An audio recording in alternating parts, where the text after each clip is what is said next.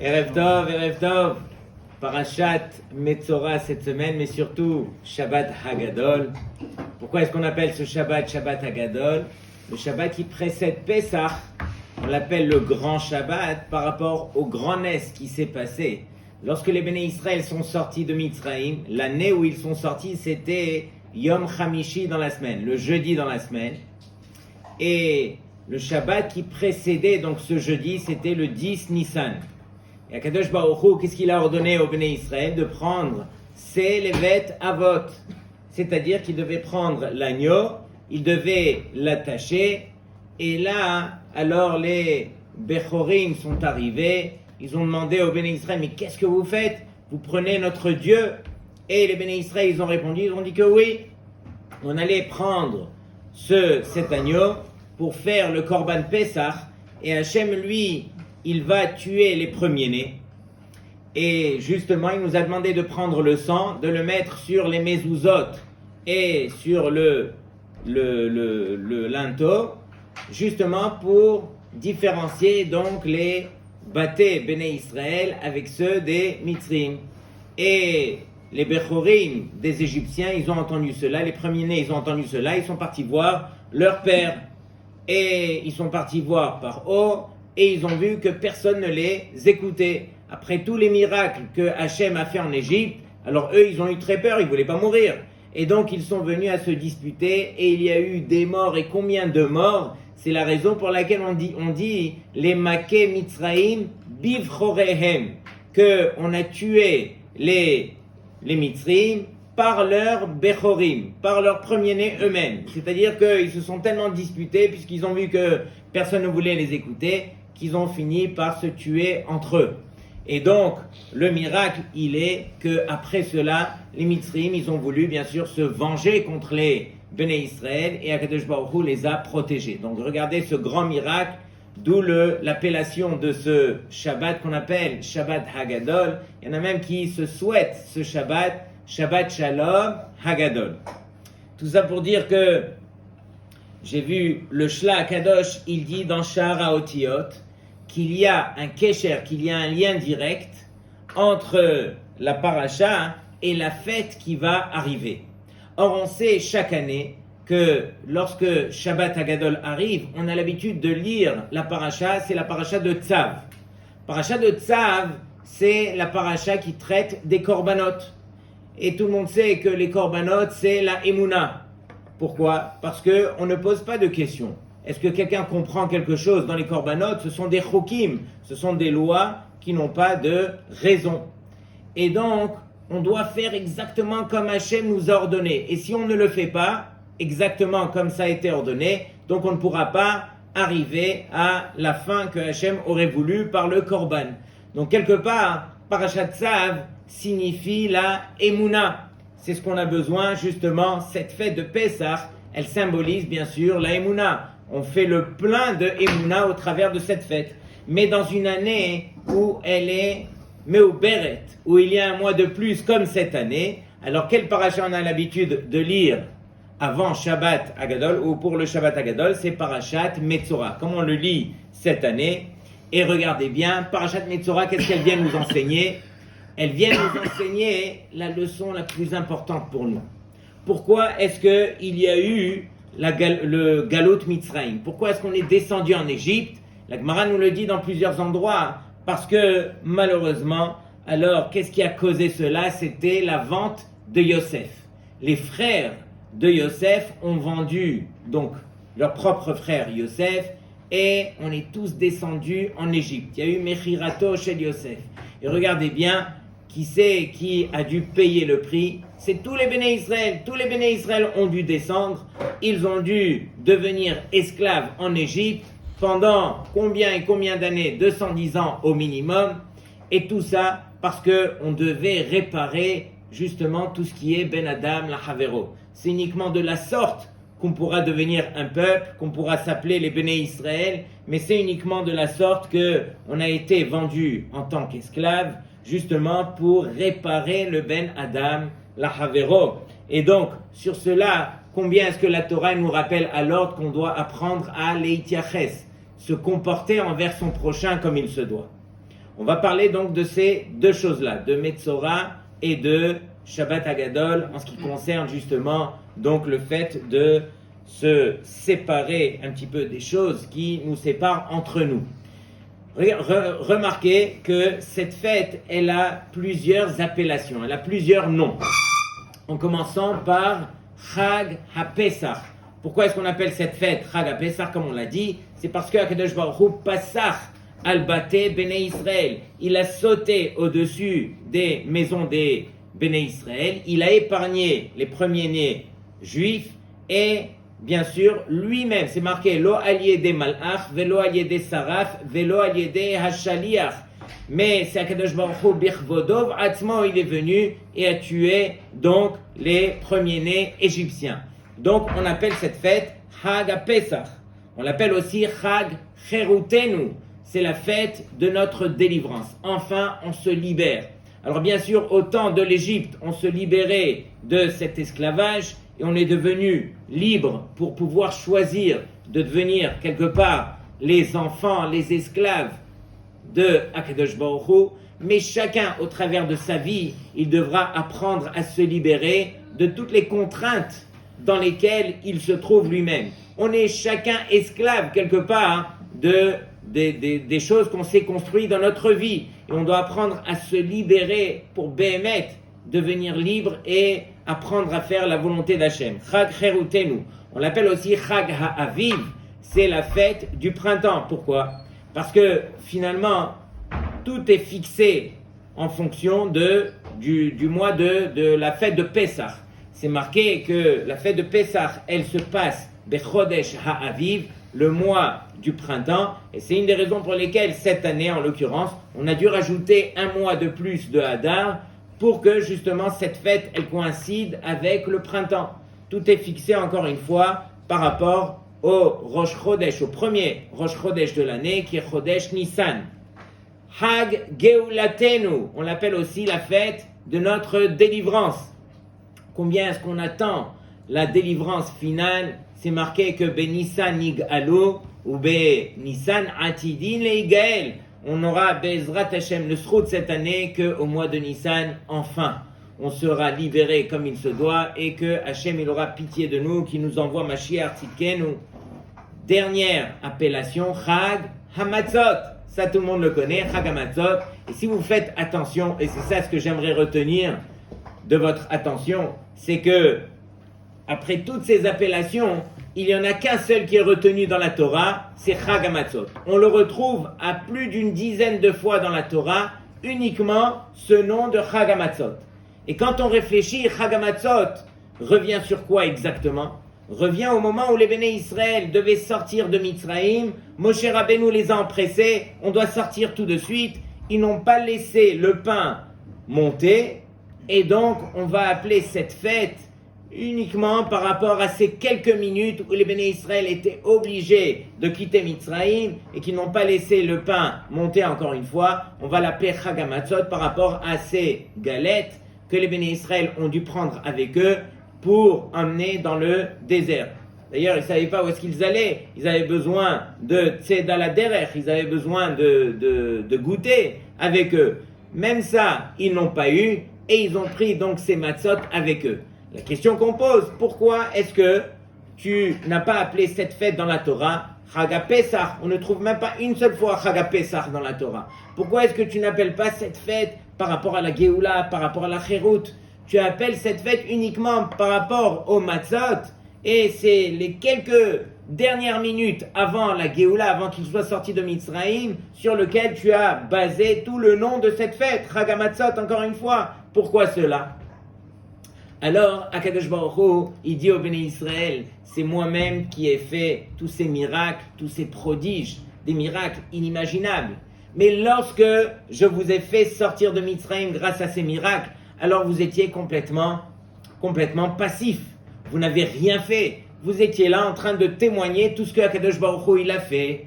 Le seul moment où vous avez été actif, où vous avez agi, c'est lorsque je vous ai demandé de sortir de manière très rapide de Mitzraïm. Alors là, vous avez pris les matzot, vous n'avez pas laissé le pain monter et vous êtes sortis. C'est là que vous avez montré combien alors vous avez confiance en Hachem. Personne des Béné Israël à ce moment-là se sont tournés vers Moshe Rabbeinu et lui ont dit mais Moshe, ça fait déjà 210 ans qu'on est là, on sort tout de suite, tu peux nous laisser au moins le temps de faire du pain comme il se doit. Personne n'a posé des questions, ils ont pris les matzot, ils sont sortis. On a suivi Hachem, on est sorti sans rien et on peut imaginer 3 millions de personnes qui acceptent de sortir de la sorte. Alors quelque part, c'est ça ce que Akadosh Baruch Hu, il vient pointer du doigt. Uniquement dans la Torah, on verra Chag HaMatzot, parce que ce sont les efforts que les Béné Israël ont fait. Akadosh Baruch Hu, lui, ce qu'il souligne, encore une fois, c'est que il y a les Béné Israël qui étaient passifs au moment des miracles, mais ce qu'on a apprécié le plus, c'est lorsqu'ils étaient actifs, lorsqu'ils ont montré par leurs propres efforts combien ils avaient confiance en Hachem. Une des raisons pour lesquelles on surnomme cette fête Chag HaMatzot. Et donc, on raconte une fois, écoutez bien cette histoire, je l'ai entendue cette semaine, un avrer très très sérieux, Torato Umanuto, il étudie, sa vie c'est la Torah, et on voit que cet avrer, il étudie bien sûr au collège jusqu'à Rosh Chodesh Nissan, et après c'est le Ben Azmanim comme on le connaît. Et pendant le Ben Azmanim, alors les bons avrechim, alors ils vont le matin étudier dans un collège pour essayer un petit peu de gagner encore quelques sous pour pouvoir faire face à cette fête qui a énormément de dépenses. La fête de Pessah, on sait combien est-ce qu'il y a une mitzvah d'aider, Kimcha de Pisra, d'aider les pauvres. Akadosh Baruch Hu te demande, tu ne pourras te réjouir pendant la fête que si tu penses à ton prochain qui lui n'a pas les moyens. Et donc, cet avrer, lui, il se dit, je vais profiter de ce Ben Azmanim pour pouvoir m'asseoir au Kolen et écrire tout ce que je n'ai pas l'habitude de pouvoir faire pendant le Zman. Et donc, il y a quelqu'un qui vient, un avrer qu'il connaît, et lui dit, s'il te plaît, fais Chavruta avec moi. Il lui dit, non mais, je voulais m'asseoir et écrire. Il lui dit, regarde, mais si tu fais pas Chavruta avec moi, ça se peut que je ne vais pas étudier. Alors donne-moi ce mérite et tout ça. Lui, l'avrer, il est mévater, il dit, ok, je vais m'asseoir et étudier avec toi. Et il lui dit, voilà, on va s'asseoir dans tel et tel collège, parce que peut-être le Rosh Kollel va nous donner une bourse. Et il lui dit, non, s'il te plaît, moi je préfère aller dans un collège qui est complètement vide, où on peut s'asseoir calmement, étudier, que ça soit vraiment sérieux. Et donc, il entend ça, il dit, bon, et il voit que cette année-là, le Rosh Kollel qui avait l'habitude de donner une bourse de 3000 shekels, c'était vraiment l'Irvod HaChag, alors le Rosh Kollel, lui, il a dit, cette année, je n'ai pas réussi à ramasser, je ne peux rien vous donner. Et donc, l'avrer, en tant que tel, il accepte d'étudier avec l'autre, ils vont au Kollel, ils ne sont pas payés. Quand il rentre le soir chez lui, alors sa femme lui dit, mais comment on va faire cette année? Alors il dit, écoute, cette année, il n'y a pas le choix, on va avoir la Emouna que Hachem nous demande d'avoir, on va se tourner vers Hachem, on va prier. Et voici que notre homme, il va au Kollel, et comme je vous ai dit, lui est très sérieux, il éteint son portable quand il rentre au Kollel, et sa femme à la maison avec Blainara, toute la grande famille, les petits-enfants, les bébés, les grands. La femme, elle entend que dans le quartier, il y a une possibilité qu'on distribue à certaines familles donc un panier de Pessah, comme on a l'habitude d'entendre. Et voici que son nom à lui, il a été repêché à la dernière seconde. On lui a dit, viens prendre ton panier, mais tu dois venir à l'instant. Et voici que lui, il dit quoi? Je dois aller maintenant, mais lui n'est pas au courant. Comme je vous ai dit, il est au collège, son téléphone qui ne marche pas, sa femme qui dit, ok, je vais être mévateret sur l'aide de mon mari, je vais prendre les petits bébés avec moi, je vais prendre un taxi, on va aller à cet endroit, je vais essayer de me faire aider. Et c'est ce qu'elle fait. Elle va et elle demande de l'aide, on essaye de charger le taxi pour qu'elle revienne à la maison et tout ça. Et voici que le mari il rentre l'après-midi du collège et la femme elle lui dit, tu sais, tu m'as mis dans une salade pas possible et j'ai dû me dépatouiller, mais Baruch Hashem, j'ai pris sur moi de ne pas te déranger, je savais que tu étais dans ton limoud, et donc voilà, Hashem nous a aidés quelque part, on a pu avoir le panier. Mais le lendemain, quand il va au collège, sa chavruta, avec qui il étudiait, avec qui il a été mévater pour étudier avec elle, alors sa chavruta, il dit, regarde, mon beau-père qui habite aux États-Unis m'a appelé et il m'a dit, regarde, j'ai une bourse de $2000 que j'aimerais donner à un avrer qui est très sérieux, qui étudie et qui est dans le besoin. La vérité, j'ai étudié avec toi, je te pose juste la question entre nous, est-ce que cette bourse pourrait te servir? Alors lui, bien sûr, il est discret, il lui dit, alors peut-être que ça pourrait aider ma famille, et directement il lui a accordé cette bourse de $2000 qui lui a permis de faire les courses comme il se doit et qui a pu rester au collège tranquille pour étudier. Quelque part, c'est ça cette fête, c'est une fête de Emouna, c'est une fête que lorsqu'on se retourne vers Hachem et on a confiance en Hachem, alors, Behemet, Akadosh Baruch Hu est au rendez-vous. C'est ça le plein de Emouna qu'on va essayer de faire en ce soir de Pessah. Alors écoutez bien ce chidouche. Avraham Avinu, il a fait sortir de sa bouche 4 mots pour poser une question à Hachem. Pour poser une question à Hachem qui nous a coûté 400 ans. Avraham Avinu, il a dit Bama Eda Ki Rachena. Avraham se retourne vers Hachem et il lui dit mais d'où je sais, d'où j'aurai la garantie que mes enfants, que ma descendance Irachena, elle va hériter de toutes ces brachot que tu m'accordes toi, Kadosh Baruch Hu. Bama Eda Ki Irachena. 4 mots. Ces 4 mots, alors on a dû payer pour ces 4 mots 400 ans d'esclavage. On a eu ces 4 léchonotes de Géoula. C'est la raison pour laquelle on boit les 4 kosot.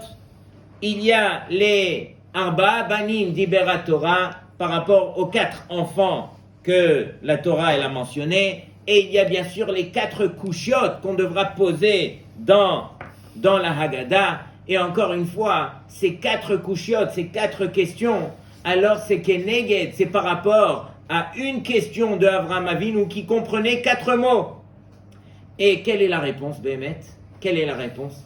C'est ce qu'on dit dans la Haggadah. Avadim Ainu Bemitzraim. On était esclaves en Égypte. À partir de là, on doit réaliser qu'on ne pose plus de questions. Contrairement à Avraham Avinu, nous on doit être de ce niveau qu'on ne pose pas de questions. On doit accepter. Akadosh Baruch Hu, il a décidé qu'on devait être esclaves en Égypte. C'était pour notre bien, c'était pour nous former. Alors, on doit accepter et apprendre à vivre cette Emouna.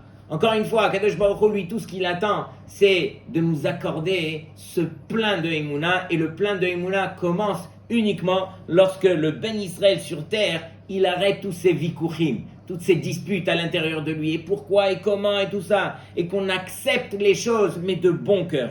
Quelque part, on doit apprendre à L'oshoalim, on ne doit plus poser de questions, mekablim, on doit être mekabel. C'est quoi mekabel? On doit être d'accord, on doit accepter. Et c'est une des raisons pour lesquelles on dit 3 fois par jour Ashrei yoshvei v'techarod yalelu chasela, Ashrei ha'am shekachalo. Heureux est ce peuple, shekachalo. C'est quoi shekachalo? Que la chose, elle est comme ça. Akadosh Baruch Hu, il a décidé, kachazé. Ça doit être comme ça. De même, moi aussi, je m'appelle ce peuple qui accepte les choses comme Hachem me les présente. Donc, quelque part, on doit arriver, on doit atteindre ce niveau d'arrêter de poser les questions et de dire Kachalo. C'est comme ça. On continue. C'est vrai que la Haggadah commence par Halachma Anya, Diachalu Avhatana. Et on demande à tout celui qui a faim de venir. Kol dirfin yete veyechol, kol ditzrich yete veysach. Tout celui qui a faim, qui rentre et qui vienne manger. Mais la vérité est, alors, on n'a que du pain de lechem oni à lui, à partager avec lui. Et peut-être que le meilleur moment pour nous d'inviter aurait été, après Purim, on reçoit tellement de Mishloach Manot, on ne sait même plus quoi faire avec jusqu'à Pessah. Mais arrive Pessah, alors on est dans le stress, on n'a pas... on n'est pas à l'aise comme on aurait voulu, il y a la famille, il y a tout le monde, et c'est à ce moment-là que tu devras inviter. Quelque part, Akadosh Baruch Hu, il te dit, apprends à penser à l'autre, et pas seulement quand ça t'arrange, mais même quand ça te dérange, même quand c'est difficile. Et donc, quelque part, ici, Akadosh Baruch Hu nous dit, c'est ça le mafteach, c'est ça la clé qui te permettra de goûter à la Géoula. Encore une fois, lorsque les bénis Israël sont sortis de Mitzrayim, qu'est-ce qu'ils avaient à manger? Ils n'avaient rien avec eux, ils sont partis, ils ont suivi. Akadosh Baruch Hu les a aidés, leur a donné la Géoula, leur a donné la manne 40 ans dans le désert, parce qu'on a su suivre Hachem, même si on n'avait rien avec nous. De même, nous aussi, on se doit, lorsque on a cette possibilité de faire du chesed, de recevoir des gens, et c'est pas évident, c'est pas facile, alors il y a un prix à payer pour ce chesed, mais peu importe. C'est ce chesed qui nous permettra encore une fois de voir la vraie Géoula qui se présentera à nous. On sait que dans l'histoire des Béné Israël, il y en a deux qu'on a appelés des Rechaim. Le premier, il s'appelait Micha. Micha, lui, c'est nul autre, celui qui a fait le Hegel, et qui a poussé les Béné Israël à faire la faute du Hegel. Il a fait plus que cela, il a emmené une Pessel, une idole, qu'il a placée dans le temple qu'il y avait à Jérusalem, et voici qu'il a impliqué même le petit-fils de Moshe Rabbeinu. Quand les Béné Israël, ils ont vu ça, eux aussi se sont prosternés devant cette idole. Mais on voit que Micha, en fin de compte, la Gemara nous dit que Yesh lo chelek le'olam haba.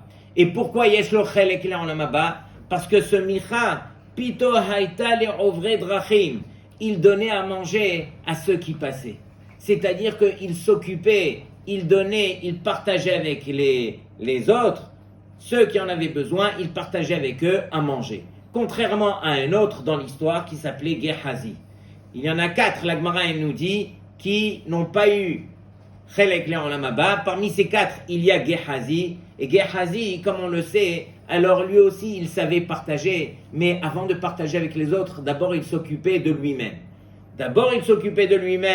Et il prenait tout ce qu'il avait besoin. Et ensuite, il pensait aux autres. La Gemara nous dit que rien que pour cela, alors, quelque part, il a été puni. Pas comme Micha, c'est ça la différence qu'on voit entre les deux, c'est que un a pensé aux autres d'abord, pendant que lui, d'abord il pensait à lui avant de penser aux autres.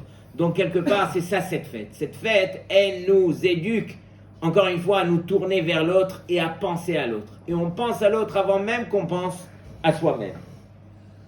On raconte une belle histoire, et il y en aura tellement dans les jours à venir, sur Rav Chaim Kanievski Zatzal, où Rav Chaim, alors, se sont présentés à lui une famille qui est malheureux. Le maître de la maison, il est niftar à l'âge de 50 ans, autour des 50 ans. Il y a eu un accident et donc il est niftar.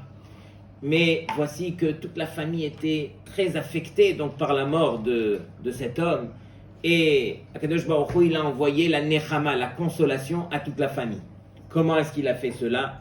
Il a fait en sorte que la fille du défunt, de cet homme, donc elle est tombée enceinte et elle a eu un garçon pendant l'année de la mort de son papa.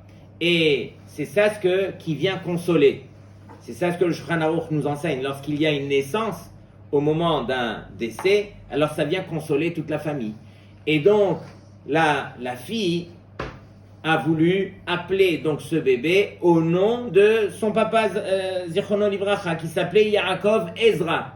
Et donc ils ont été chez Rav Chaim Kanievski, et Rav Chaim il leur a dit non, surtout pas, vous n'appelez pas Yaakov Ezra. Et ils ont dit mais c'est une consolation pour toute la famille que votre Rav, cette naissance. Et donc on devrait l'appeler Yaakov Ezra. Il leur dit non. Appelez-le Yaakov Yair si vous voulez. Et ne l'appelez, même si vous lui avez donné les deux noms, appelez-le plus Yair. Et c'est vrai que de son vivant, il l'appelait Yair. Quelque temps après, alors le frère maintenant, le fils de cet homme, il a eu lui aussi un garçon. Et lui aussi, il était proche de Rav Chaim. Il a été voir le Rav et il lui dit, voilà Rav, comment j'appelle mon fils? Et Rav Chaim il lui a dit, tu l'appelles Yaakov Ezra. Alors, ah bon, Yaakov Ezra, mais vous nous avez dit de ne pas appeler donc le fils de ma sœur au nom de notre père. Pourquoi? Parce qu'on s'est rendu compte sur 3 générations dans cette famille que ceux qui se sont appelés Yaakov Ezra sont niftarim autour des 50 ans. On a vu que ce n'était pas un bon signe, donc on ne les appelait pas ainsi. Ephraim, il lui dit, oui, mais ici, tu vas l'appeler Yaakov Ezra, pourquoi? Pour faire la mitzvah de Kibud Avaim. Kibud Avaim, c'est marqué, les ma'an yarechon yamecha, afin que vous ayez une longue vie. Et donc, il sort de là-bas, il est tout méboulbal, il est tout mélangé, il va le dire à sa sœur elle lui dit, ah bon, mais à moi on m'a dit de ne pas l'appeler ainsi, retourne chez le Rav, va lui demander. Il retourne chez le Rav, Et il lui dit, Kvodara, pourquoi, comment? Il lui dit, je vais te dire. Ici, dans ton cas, hein, la mitzvah, elle était bishlemut de manière parfaite. Comme toi, tu as le même nom de famille que ton père, alors il va s'appeler Yaakov Ezra avec le même nom de famille que ton père. Pendant que ta sœur, elle n'aurait pas eu cette shlemut. Si tu l'avais appelé Yaakov Ezra et on lui avait donné le nom de famille de son mari à elle, ça aurait été pas bishlemut. Qu'est-ce qui permet de protéger l'homme? C'est lorsqu'on fait une mitzvah bishlemut. Et c'est ça ce que Béhémet, on doit essayer de comprendre au travers de Pessah. Imaginez que le Gaon Mivina dit que dans cette fête, qui est aussi Kadosh, pendant le soir du Seder, il compte plus de 64 mitzvot. Parmi elles, des Oraita, des Rabbanan, peu importe, mais qu'on essaye de prendre ces mitzvot et qu'on arrive à les chérir, qu'on arrive à les faire comme il se doit, qu'on se prépare, même au niveau de la tête, même au niveau des détails, comment je vais accomplir la Esseba, quel vers j'aurai, comment je vais m'organiser, comment je vais lire la Haggadah, Veigata Lebincha. On a encore une semaine, Rabotai, on se doit de lire la Haggadah et de préparer les Chidushim, d'arriver avec des choses qui sont assez courtes mais assez intéressantes pour que justement on puisse attirer donc toute l'attention de tous ceux qui se trouvent avec nous. Il y a encore beaucoup à dire, mais on va terminer avec les paroles du Ramchal. Le Ramchal, on sait qu'il nous dit que lorsque Pessah arrive, ou n'importe quelle fête, il faut réaliser que c'est comme une station, un train qui va arriver à la station. Et lorsqu'on arrive à cette station qui s'appelle Pessah, alors c'est à partir de là qu'on arrive à traverser, on arrive à revivre la même relation que nos ancêtres ont vécue à ce même moment.